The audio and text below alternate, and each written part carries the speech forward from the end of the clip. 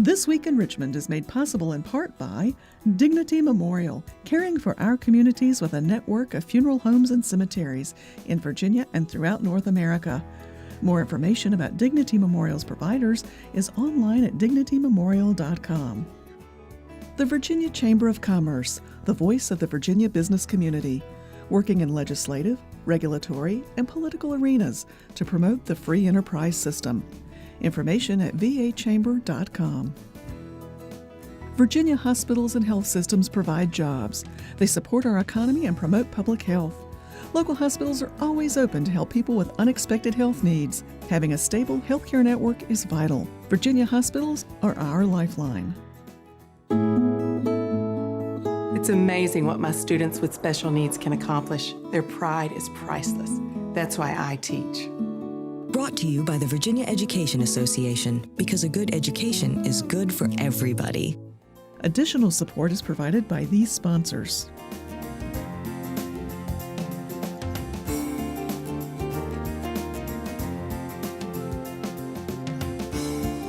And by the members of Virginia's public television stations. Thank you.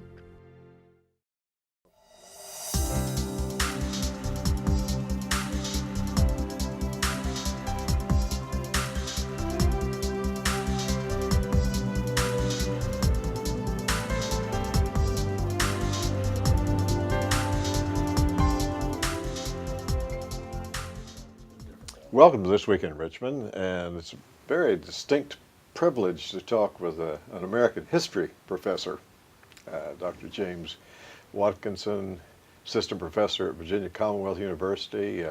You say call you Jim? Yes, please. And call me David. And it was back second week in October that a column that you wrote appeared in the Richmond Times-Dispatch that said, if you think this current election season is bad, you don't know about 1860 or something like that, and really had some interesting reminders of that election. And so I'm glad that we made contact, and I said, regardless of how this election turns out, let's get together and have you inform our audience, who really are people who are interested in current events but also in history, about some unique elections that we've had through the years. And we were talking just before we started the show about this now being 5 times that someone's been elected without a majority of the popular vote. So, absolutely. David, the 1824 election, when John Quincy Adams was elected instead of Andrew Jackson, who was incredibly bitter about it, as one might imagine. 1876, Rutherford B. Hayes. 1888, the election, Benjamin Harrison, old Virginia family. And of course, 2 in our lifetime, George W. Bush won without the popular vote, and Ms. Clinton seems to have lost the election, but having won the popular vote. So it's not unique by any stretch of the imagination what has transpired in the past couple of days. in some of those earlier elections, I don't know how they resolved some of that, because there was not an Electoral College, as I understand, back in those. No, they were settled by the House of Representatives, and each was followed by a flurry of what I suspect we'll see a little bit of now, claims of corrupt bargains and corrupt deals among the politicians in the House of Representatives, positions given, and the like. And I suspect that we will see some sort of recriminations to that way in the next couple of weeks. It should interest people to know that the Constitution does not mandate that the Electoral College vote in any way. So if a particular elector decided that he didn't like the result, or she didn't like the result, she doesn't have to vote that way. That certainly happened in 1860 when Stephen A. Douglas only won one state, had 9 electoral votes, but 3 folks in New Jersey were not going to vote for Lincoln, so they voted for Douglas. So I suppose technically everything is still up in the air, according to the Constitution anyway. It seems like one of the western states, maybe it was Washington, that someone who was to be an elector had indicated before the election that, I think a he it was, will not vote for Clinton. Absolutely. And so that the numbers could change, could even go down from what they're speculating that they are right now. Yeah, it's, for those of us who enjoy this sort of thing and study it, it could be an interesting couple of weeks because it doesn't necessarily have to go the way. And of course, then the conspiracy theories will all bubble up one more time, and we'll be in worse shape than we are today, I suspect. So, well, what about the conspiracy theories back in some of those previous elections, and did they talk about them in advance being rigged? We heard a great deal about this election being rigged. And none of the elections were thought of as being rigged, but placements was the term used at the time. We would call it patronage. Henry Clay was ostensibly part of a corrupt bargain. He got the Secretary of State's job under John Quincy Adams. He got preferment. Andrew Jackson railed against this as just Washington at work again. Of course, prior to the election, Andrew Jackson, we think about the rhetoric that we had in this past election. Andrew Jackson was described by Adams' supporters as a murderer, a duelist, a gambler, a bigamist, and technically all of those were true. He had married. All of them were true. Run through that list again. He was a bigamist, a gambler, a duelist, and a murderer. Mm-hmm. Most of those stemming from his time in the Army in the War of 1812. But the bigamy was actually correct at a time when communications were fraught. Apparently the woman he married was not yet divorced. And so that was in fact true. On the other side, John Quincy Adams was described as wearing silk underwear. That was his sole sort of sin, and it immediately brought up thoughts of the wealthy, and here was Jackson, the common man, who was robbed of the election of 1824. So the rhetoric in this one got fairly heated, but the rhetoric in past elections was often more heated and frankly quite better. More pointed, more intellectual, but it was a different time. Speculate some or give us your opinion on the rhetoric now gets picked up by the 24-hour news cycle. And so go back to the 1820s, 1860s, 1870s, and 80s. With the rhetoric being there, did it get under our skins as much as I would say, and many people would say that it gets under your skin now, because unless you just leave the radio off, the television off, and only occasionally look at the newspaper, you're just confronted. Well, people were on the stump. It's an oral culture. I just recently purchased a pamphlet from the 1828 election. Once again, Adams and Jackson, listing Andrew Jackson's sins. At that time, there probably wasn't but 20% of the election who could have read it, and only 15% of them might have made sense of it. One of the differences between an election, say in 1840, 1850, the most popular author in America at that time was William Shakespeare. Everybody had seen his plays. And so when an Abraham Lincoln makes a reference to a line from Hamlet, everybody understands. Everybody knows exactly what he meant because everybody had seen the play in one form or another. So while the rhetoric is just as heated often, you need to look no further than what was said about Jackson.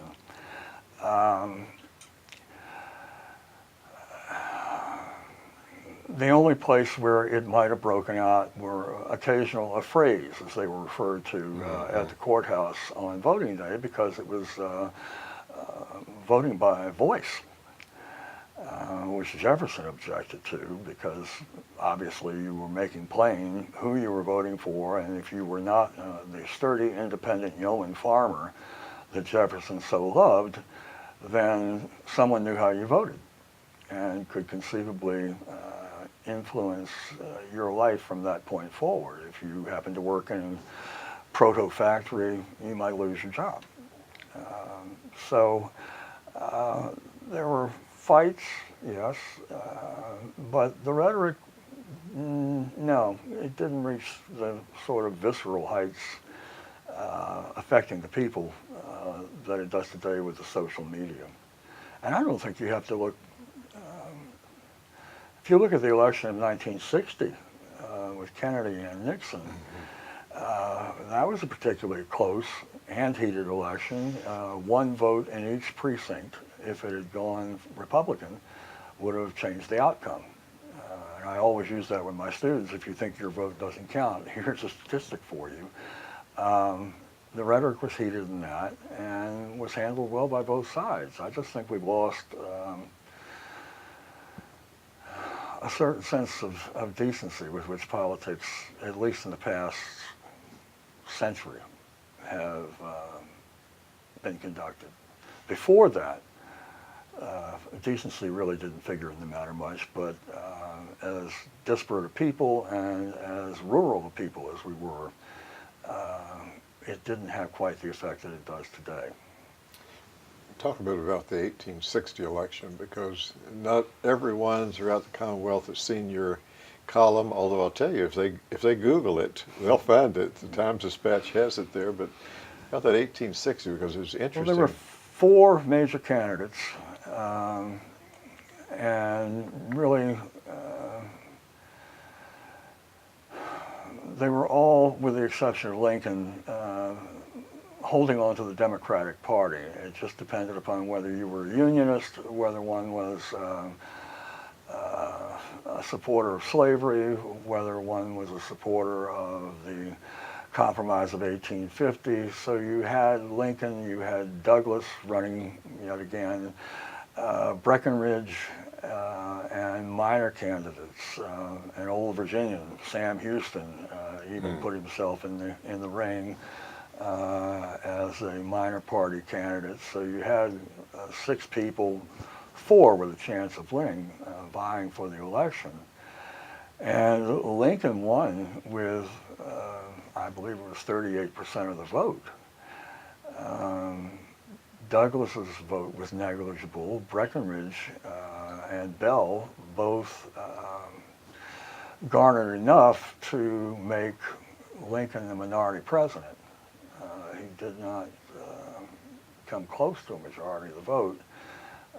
We can all thank our lucky stars that he won, but I referenced in the column a cartoon that showed Lincoln being driven toward the White House by the dregs of society, Irish caricatures and caricatures of black men, the poor, all sort of insisting that Lincoln was going to take this country to hell in a handbasket. And but I remember when I was doing research at the Library of Virginia once, I ran across a letter from a Virginian who was writing to a relative in Florida, and he said, "I don't think old Abe will mess this up too badly." Those were his exact words, and so I'm going to give him a chance. It was post-election. He probably would want to reclaim that line, but as things turned out, but that election made today's look pretty sane in terms of who was running, where the votes came from. I said earlier Douglas got 3 votes that he shouldn't have gotten, morally, I suppose, but 3 in New Jersey decided they were not going to vote for Lincoln. And New Jersey, except for an accident of geography, might have seceded. They were an agricultural state. Slavery was still there. It was still in Delaware. It was still in Maryland. And so the stakes were rather high. Those in the South firmly believed that Lincoln would abolish slavery, which he, I might add, never said he would do. And it turned out they were right. But those were through the exigencies of war that those particular events came to be. In the election and the run-up to it, Lincoln said, if I can save this country with slavery, that's what I'll do. He made no bones about it. He was not anti-slavery, he was free soil, wanting to make the competition equal. So jump from 1860 on up to the 70s, and your column got me back to researching and reading some history, some I hadn't read since way back. And I was really interested in Hayes and Tilden, and I had forgotten what a contested election that was. Yes, it was. It was heavily contested.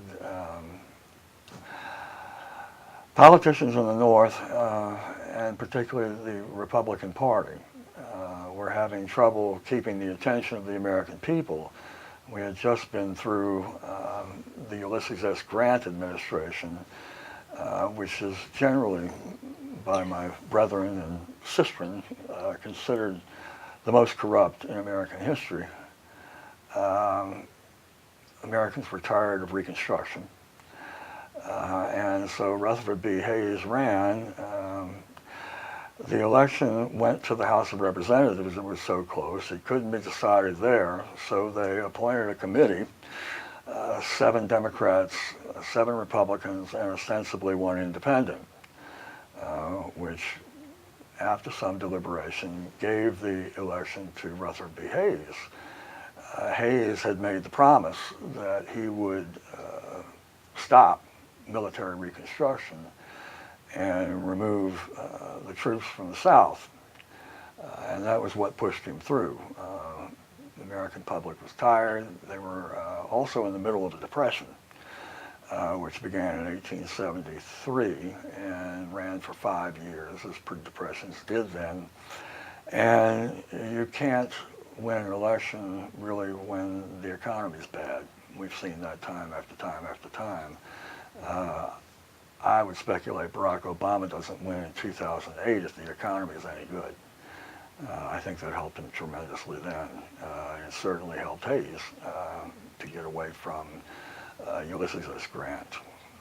So, but it was an election which took weeks upon weeks to decide, simply because, well, A, nobody was inaugurated until March back then, which left plenty of time for hanky-panky in the outgoing administration. However, with that election having to go to the House and then not even being settled there, America's politicians threw up their hands and said, well, we'll appoint a committee and we'll see how that comes out. So this election looks pretty sane compared to that one. One of the most, if not the most, contentious in our history. Some of the comments I've heard even in the past few days here since the election is the potential of returning some things, some decisions to the states, and some would speak of that as states' rights. And as I was looking back at that election, the Hayes-Tilden election, ran across a term that some people think about it more in a religious term, redemption, and talking about how the South went back to being, in many ways, the South that it had been prior to the Civil War, without the slavery. But yes and no. Democrats, the party of slavery, were anxious to redeem the South and to return it at least in terms of society and economics to where it had been before, again, as you noted, minus slavery. They didn't do that in Virginia, at least not right away. In Virginia, there was a huge question over the debt that had accumulated, that started before the war, and of course the war, Virginia stopped payment on its debt, and the interest continued to accumulate, and the Democratic Party began a policy of taxing and cutting, and Virginians didn't like that, so we got an unlikely coalition of white farmers in the West and black folk in the East who gathered together to form a new party that was led by William Mahone, who had been a Civil War general. And this party took over the state and pushed back this redemption for a period of about 5 to 10 years. An unlikely coalition of blacks and whites that we wouldn't see again really until 2008, but the rest of the South did indeed make it their business to make certain that blacks were not in political office, that sharecropping and tenant farming assured blacks the lowest place in society. And in that regard, they were successful, and certainly by 1902, when every state in the South, the old Confederacy, had written into their Constitution measures which took away the black vote. And so by then, the redemption was complete, but 76, I suppose if you want a starting date, that's it. Yeah. Before our time ends on this show, and I think we could do several shows with your knowledge, let's end up with your talking more about the election that's just taken place, any of your observations about it as a historian, as a Virginian, as someone with roots in the Richmond area. Well, it was certainly a surprise. I don't think too many people thought that this would be the outcome. But then again, I don't think too many people were willing to call it either. I, as many people, probably walked into the voting booth with a clothespin on my nose. We might have to explain that reference to some of our listeners, but the outcome is going to be interesting to the students that I've had who have wanted to jump off a ledge. Ultimately, the president doesn't have that much power in this country. We tend to blame the president when things go wrong. We tend to give the president, Barack Obama, a case in point, the credit when the economy comes out of its somewhat cyclical malaise, and all of a sudden we have low unemployment, and oh my goodness, look at what Barack Obama did. Well, yes and no. Presidents have very little power to change the economy. Lord knows Franklin Delano Roosevelt tried. And that's what got him elected 4 times, was that he was doing something. Did it help? Not particularly. So I would urge caution anybody thinking that the United States is going to radically change in the next 4 or even 8 years. I don't think it will. That's sort of the way you ended your column a month before the election, It was. saying however the results, the Republic will continue. We'll be fine. We will be fine. I'll do the same. Well, it's certainly been great to have a conversation with you and to have some I've appreciated it. review of this. And again, we'll remind our viewers that you are history professor, assistant professor at Virginia Commonwealth University, and they should look up that column and read more, and to make notice and see if you have a continuing ed class so they can take some of this. Absolutely. So thank you very much. Thank you, sir.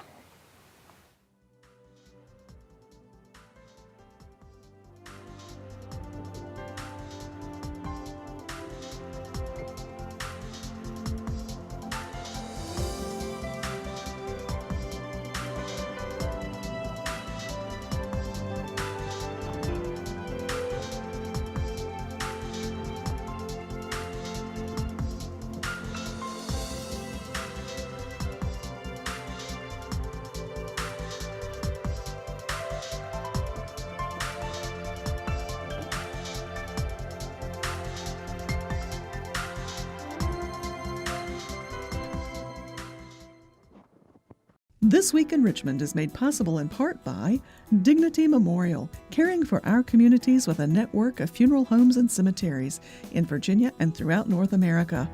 More information about Dignity Memorial's providers is online at dignitymemorial.com. The Virginia Chamber of Commerce, the voice of the Virginia business community.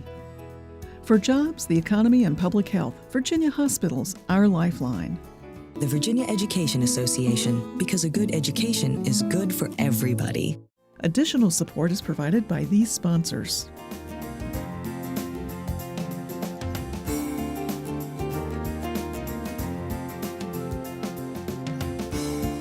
And by the members of Virginia's public television stations. Thank you.